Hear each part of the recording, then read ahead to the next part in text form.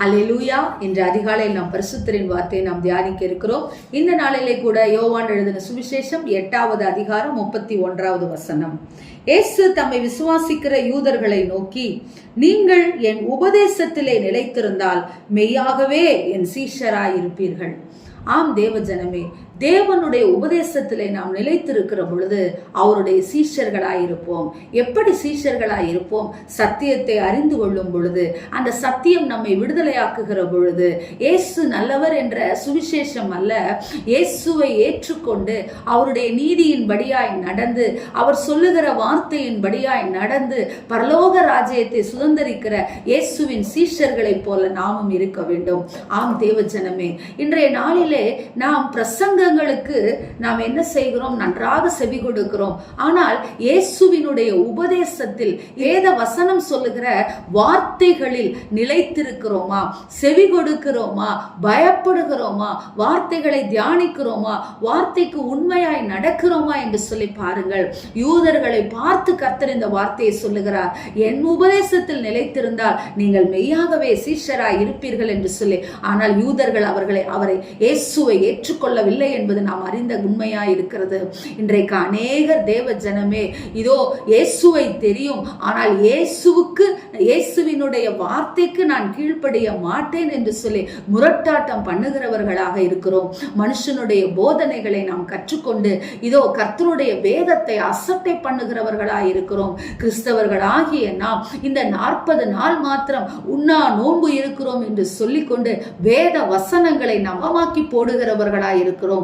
தேவனை பின்பற்றுகிறவர்கள், இயேசுவை பின்பற்றுகிறவர்கள், கிறிஸ்துவை பின்பற்றுகிறவர்கள், கிறிஸ்தவர்கள் என்று சொல்லுகிறது போல அவருக்கு அடியார்களாய் இருக்கக்கூடிய நாம் அவர் செய்த காரியங்களை நாமும் செய்ய வேண்டும். அவர் எப்படி எல்லா காரியத்தையும் செய்து முடித்து பிதாவின் வலது பாரசத்தில் அமர்ந்திருந்தாரோ, இதோ அதே போல நாமும் பரலோகத்திற்கு செல்லுகிறவர்களாய் நாம் இருக்க வேண்டும். தேவ ஜனமே, அதற்கு என்ன காரியம் நாம் செய்ய வேண்டும்? உபதேசத்தில் நிலைத்திருக்க வேண்டும். உபதேசம் என்பது சற்று கடினமாகத்தான் இருக்கும். உபதேசத்தின்படி நடக்கும் பொழுது எல்லாம் நமக்கு பிரச்சனையாகத்தான் இருக்கும். அநேக காரியங்களை நாம் உதறிவிட வேண்டும். இந்த உலகத்தில் எதெல்லாம் இன்பம் என்று சொல்லி நாம் நினைத்துக் கொண்டிருக்கிறோமோ அதையெல்லாம் நாம் உதறிவிட வேண்டும் தான். ஆனாலும் இந்த உலகத்திலும் இனிவரும் உலகத்திலும் நாம் வாழுவதற்கு இந்த உபதேசம் நமக்கு தேவையா இருக்கிறது. இயேசுவினுடைய உபதேசம் இந்த வேத புத்தகத்திலே இருக்கிறது. வேதத்தை படிக்கும்படியாக கர்த்தர் விரும்புகிறார். வேத வசனங்களுக்கு கீழ்ப்படியும்படியாக விரும்புகிறார். யூதர்களைப் போல அடையாளங்களினால் அல்ல, அற்புதங்களினால் அல்ல, வேத வசனத்திற்கு நடுங்குகிறவனை அவர் நோக்கி பார்ப்பார் என்று சொல்லி வசனம் இருக்கிறபடியினாலே தேவ ஜனமே, யூதர்களைப் போல இதோ புறம்பான காரியங்களிலே நாம் ஈடுபடாதபடிக்கு வசனத்திற்கு கீழ்ப்படிந்து உபதேசத்திலே நிலைத்திருந்து அவருடைய பிள்ளைகளாய் இருப்போம். நிச்சயம் கர்த்தர் பெரிய காரியங்களை செய்வார். ஏன் தெரியுமா? நான் எங்கே இருக்கிறேனோ அங்கே என் ஊழியக்காரனும் இருக்கிறான் என்று சொல்லுகிற அந்த ஒரு பெரிய நன்மையை கர்த்தர் நமக்கு செய்கிறார். பெரிய கிருபையை கொடுக்கிறார் நமக்கு. எனவே அவருடைய ஊழியக்காரனாய், அவருடைய சீஷர்களாய் நாம் இருப்போம். நிச்சயம் கர்த்தர் நம்மை ஆசீர்வதிப்பார். ஆமென். ஸ்தோத்திரம்.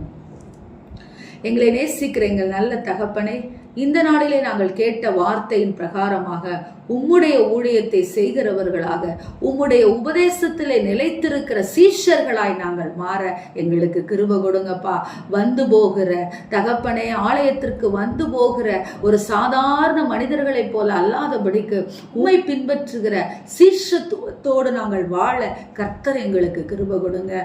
எங்கள் பிள்ளைகள், எங்கள் குடும்பம் முழுவதையும் உம்முடைய ராஜ்யத்தின் பிள்ளைகளாய் நாங்கள் மாற்ற எங்களை இந்த வேளையில நாங்கள் அர்ப்பணித்து ஜெபிக்கிறோம். நல்ல பிதாவே, ஆமென்.